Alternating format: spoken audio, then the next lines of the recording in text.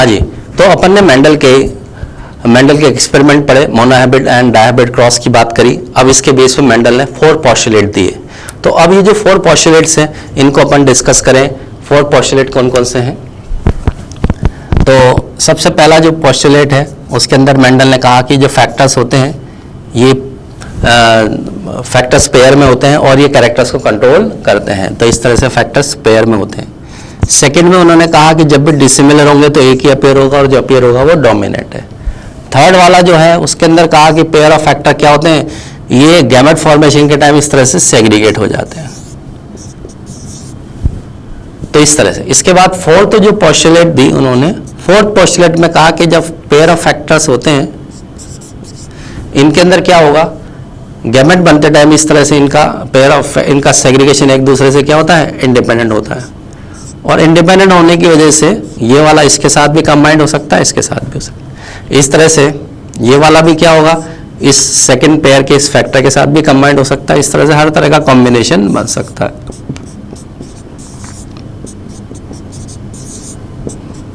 ये हर तरह का कॉम्बिनेशन बन सकता है। तो इस तरह से ये पोस्टुलेट मेंडल ने दी। अब इससे रिलेटेड क्वेश्चंस की बात करें तो क्वेश्चन है मेंडल ने मोनोहाइब्रिड के बेस पे कितनी पोस्टुलेट दी, तो आंसर है 3। देखिए मोनोहाइब्रिड के बेस पे, तो मोनोहाइब्रिड के बेस पे कितनी पोस्टुलेट दी, 3। हालांकि अब यहां पे अगर क्वेश्चन अगर ये पूछा जाए कि भाई कितने लॉ दिए, तो मोनोहाइब्रिड के बेस पे 2 लॉ हैं, लॉ ऑफ डोमिनेंस और लॉ ऑफ सेग्रीगेशन। लेकिन पोस्टुलेट कितनी है, 3। तो ये 3 जो पोस्टुलेट है ये मोनोहाइब्रिड के बेस पे दी। और ये वाली जो पोस्टुलेट है ये किसके बेस पे दी, डायहाइब्रिड के बेस पे।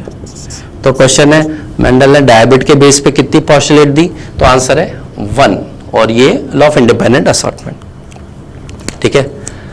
तो इस तरह से मेंडल ने मोनोहाइब्रिड के बेस पे 3 और डायहाइब्रिड के बेस पे 1 पोस्टुलेट दी, टोटल 4 पोस्टुलेट। अब आपसे पूछा जाए आप इस तरह से मोनोहाइब्रिड के बेस या डायहाइब्रिड के बेस पे मेंडल ने कितने पोस्टुलेट दी, 1। कौन सा लॉ को एक्सप्लेन किया, लॉ ऑफ इंडिपेंडेंट असॉर्टमेंट। अब आपसे पूछा जाए कि आप मेंडल का कौन सा लॉ एक्सप्लेन कर सकते हैं डायहाइब्रिड क्रॉस के बेस पे, तो आंसर है इसके अंदर तीनों ही लॉ एक्सप्लेन कर सकते हैं।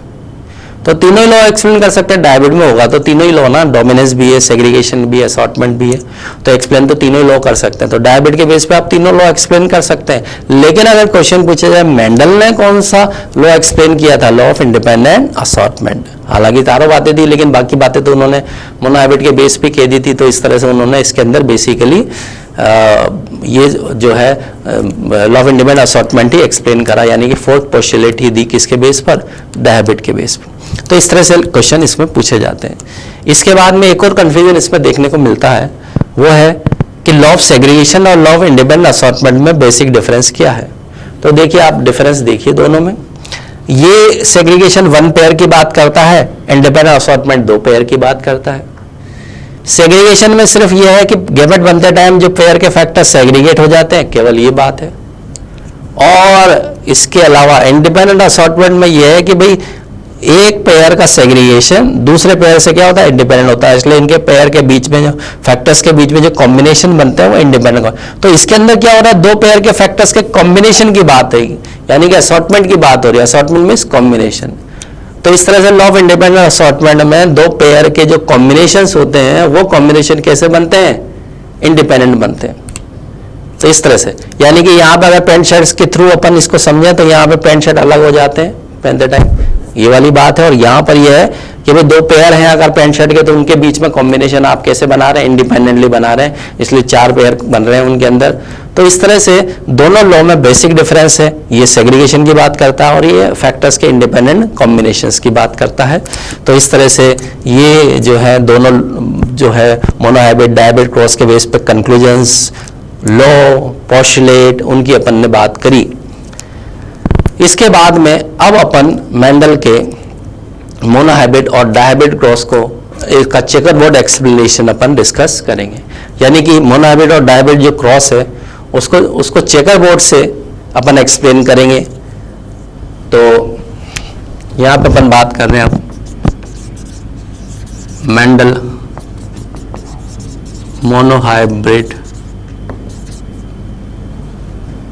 क्रॉस बाय चेकर बोर्ड, यानी मेंडल के मोनोहैबिट क्रॉस को चेकर बोर्ड से अपन डिस्कस कर रहे हैं। जैसे कि मेंडल ने यहां पे प्योर टॉल इस क्रॉस विथ प्योर डॉर्फ, इसकी बात करी, तो अपन इस पूरे क्रॉस को मतलब मेंडल ने तो ठीक है एक्सपेरिमेंट किया, ग्रो कराए प्लांट, फील्ड के अंदर काम किया, लेकिन अपन ये चेकर बोर्ड से इस क्रॉस को पूरा F1 F2 लेंगे, समझेंगे। तो इसके अंदर बताइए प्योर टॉल है तो कौन से फैक्टर होंगे, ये वाले, डॉर्फ है तो कौन से होंगे, ये वाले फैक्टर। अब चेकर बोर्ड से इस जनरेशन को अपन आगे बढ़ाएंगे, तो यहाँ पे चेकर बोर्ड में यहाँ पे क्या गैमेट बनाएंगे भाई, कितना का है, 1 टाइप का गैमेट, इसके अंदर 1 टाइप का गैमेट। अब इसके अंदर F1 अपन बनाएंगे तो बताइए F1 में क्या होगा, यहाँ पे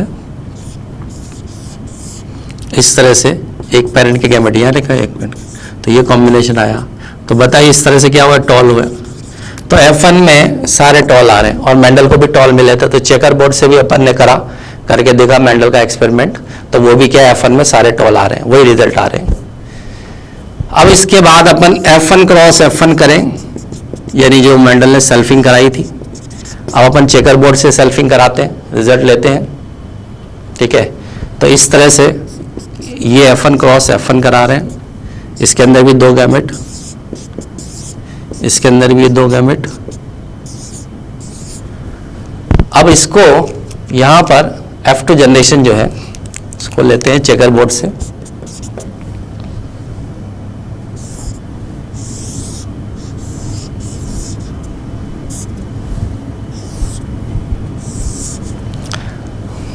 तो इस तरह से एक पेरेंट के गैमेट यहां पे हो गए और इस तरह से इसके, अब ये कॉम्बिनेशन अपन यहां बना देंगे। अब ये वाला कॉम्बिनेशन क्या है, टॉल, ये वाला टॉल, ये वाला टॉल, ये वाला डॉर्फ। इस तरह से F2 जनरेशन के अंदर अपन ने चेकर बोर्ड किया है, कोई एक्सपेरिमेंट नहीं किया। अब चेकर बोर्ड से क्या रिजल्ट आ रहा है भाई, जो फिनोटाइपिक रेशियो है F2 के अंदर, फिनोटाइपिक रेशियो यानी टॉल इज टू डॉर्फ का रेशियो क्या आ रहा है, 3:1। चेकर बोर्ड से आ रहा है 3 टॉल एंड 1 डॉर्फ, ठीक है भाई। इसी तरह से जीनोटाइपिक रेशियो चेकर बोर्ड से, तो इसके अंदर क्या होगा, 3 तरह के जीनोटाइप मिल रहे हैं इसमें, और ये वाला जीनोटाइप कितना है, देखिए आप 1, ये वाला कितना है 2, ये वाला कितना है 1। तो इस तरह से जीनोटाइप रेशियो हो गया 1:2:1 और फेनोटाइपिक रेशियो यहां पर हो गया 3:1। और आपको याद होगा मेंडल को भी यही रिजल्ट मिले थे, तो इस तरह मेंडल ने जो एक्सपेरिमेंटल रिजल्ट लिए थे वो भी यही थे और चेकर बोर्ड से भी ये रिजल्ट मिले हैं। इसका मतलब क्या है, इस तरह से चेकर बोर्ड से अपन ने पूरा मेंडल का मोनोहैबिट क्रॉस किया, सेम रिजल्ट आए। इसका मतलब ये प्रूव होता है कि चेकर बोर्ड से भी अपन मेंडल रिजल्ट ले सकते हैं। इसलिए मेंडल जो भी क्रॉस है, मेंडल कैरेक्टर्स की सब इनहेरिटेंस है, सब रिजल्ट है, वो अपन थियोरेटिकली किससे लेते हैं, चेकर बोर्ड से लेते हैं, क्योंकि सेम रिजल्ट आते हैं। तो इस तरह से चेकर बोर्ड से रिजल्ट अपन मेंडल इनहेरिटेंस को अपन पूरी इनहेरिटेंस है उसके रिजल्ट हम चेकर बोर्ड से लेते हैं, क्योंकि सेम रिजल्ट आते हैं। ये बात अपन ने यहाँ पे समझी। अब इससे मोनोहैबिट से रिलेटेड क्वेश्चंस की बात करते हैं। क्वेश्चन है कि find out percentage of following plant. In plant की परसेंटेज पूछी गई है। जैसे फर्स्ट है वो पूछा गया प्योर प्लांट। अब आपसे प्योर प्लांट पूछा गया है इसके अंदर, तो देखिए F2 जनरेशन ये है। अब इसके अंदर प्योर प्लांट कितने होंगे भाई, अब प्योर कितने होंगे, तो देखिए आप ये वाला प्योर, मतलब प्योर मीन्स क्या होता है, पहले तो ये समझना होगा, याद है ना आपको। प्योर मतलब क्या होता है भाई, प्योर मतलब होता है होमोजाइगस। तो आपको होमोजाइगस पूछा गया है, तो देखिए ये वाला होमोजाइगस है और ये वाला होमोजाइगस है। तो होमोजाइगस कितने हो गए भाई, होमोजाइगस हो गए 2 आउट ऑफ 4। तो इसका आंसर क्या हुआ भाई? 2 आउट ऑफ 4। तो 2 आउट ऑफ 4 कितना परसेंट हो गया भाई? 50%। तो 50% प्लांट क्या है? प्योर प्लांट है। अब इसी तरह से क्वेश्चन पूछा जाता है इसके अंदर इम्प्योर प्लांट। इम्प्योर प्लांट पूछे जाते हैं। अब इम्प्योर मतलब क्या हुआ बोलो? इम्प्योर मतलब हाइब्रिड, हेट्रोजाइगस। तो इसका मतलब होता है हेट्रो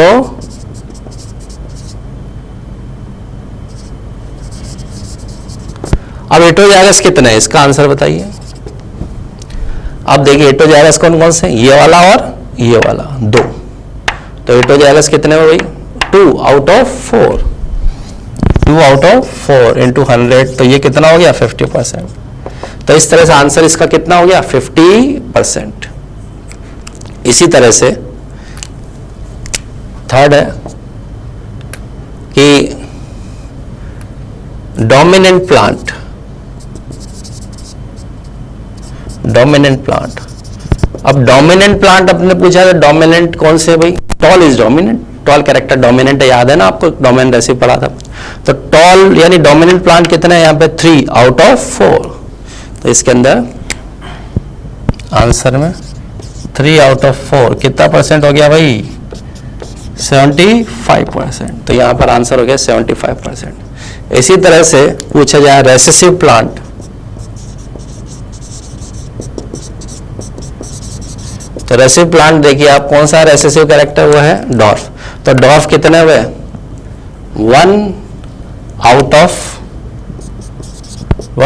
ऑफ 4 यानी कितना परसेंट हो गया? 25%। ठीक है, इस तरह से। अब इसी तरह से रेशियो पे बेस्ड क्वेश्चन। अब यहाँ पे रेशियोज पूछे जाते हैं कि अब मेंडल के मोनोहाइब्रिड क्रॉस की F2 जनरेशन में ये रेशियो बताइए। अब जैसे रेशियो है pure dominant is to recessive. तो प्योर डोमिनेंट कौन सा है भाई? प्योर डोमिनेंट ये है। प्योर मतलब होमोजाइगस। होमोजाइगस डोमिनेंट कितना है? 1। और रेशियो कितना है? 1। तो रेशियो कितना हो गया ये? 1:1। इसी तरह से और रेशियो पूछे जाते हैं कि रेशियो ऑफ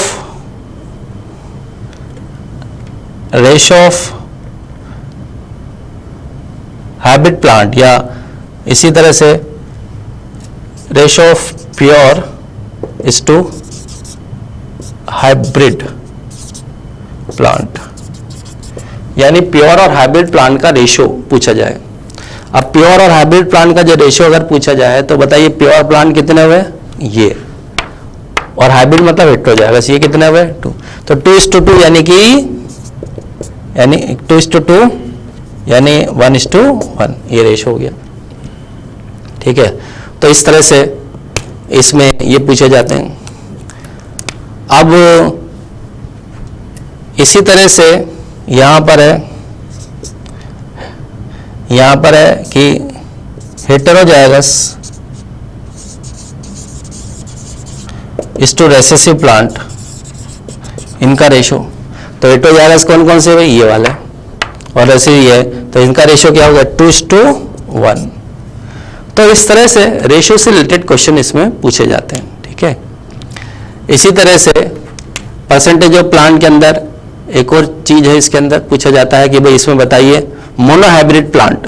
अब मोनो परसेंटेज ऑफ, ऐसे question, percentage of monohybrid plant. Monohybrid plant का परसेंटेज बताइए। अब बताइए इसके अंदर मोनोहाइब्रिड कौन कौन से? यानी मोनो मतलब 1, मोनो मतलब क्या हो गया? 1, और हाइब्रिड मतलब हेटेरोजाइगस, यानी जिसमें एक पेयर क्या हो? हेटेरोजाइगस हो। तो एक पेयर हेटेरोजाइगस वाले कौन कौन से हो गए? ये वाला हो गया और ये वाला हो गया, यानी 2 हो गए। तो आंसर क्या हो गया? 2 आउट ऑफ 4 इंटू 100, यानी कितना परसेंट हो गया? ये हो गया 50%। तो मोनोहाइब्रिड प्लांट कितना हो गया भाई इसमें? 50%। तो इस तरह से इससे रिलेटेड क्वेश्चन की बात होती है।